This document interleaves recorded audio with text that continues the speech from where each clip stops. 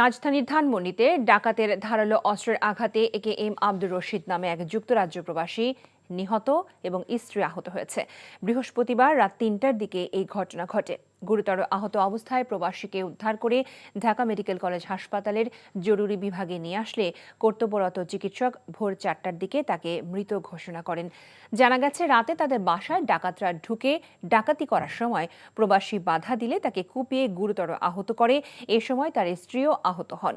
পরে দুজনকে প্রতিবেশীরা উদ্ধার করে ঢাকা মেডিকেলে নিয়ে আসলে চিকিৎসক প্রবাসী আব্দুর রশিদকে মৃত ঘোষণা করেন। টাকা চুরির জন্য যদি আমার গলায় জুতার মালা পরাইতে হয়, তাহলে আমার শালীর সাথে প্রতারণা করার জন্য তোর ফাঁসি হবে। দুলা ভাই, আপনার তো ঘর জামাই বইলা একটা পরিচয় আছে, আমার তো তাও নাই।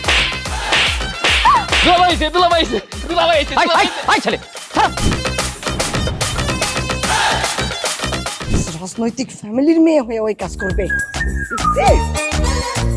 যারে পাবো আরে পিটাবো, রক্তের নেশায় ধরতে, রক্তের নেশায়, কাঁচা রক্তের নেশায় ধরতে।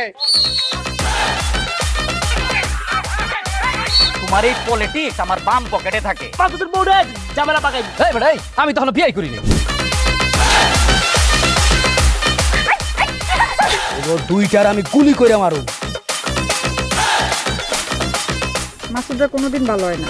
আপনার পোশাক আশাক দেখে কিন্তু আপনার তালুকদার বংশের লোক মনে হয় না আব্বা। আপনার মনে হয় যে আপনি ফকির বংশের লোক।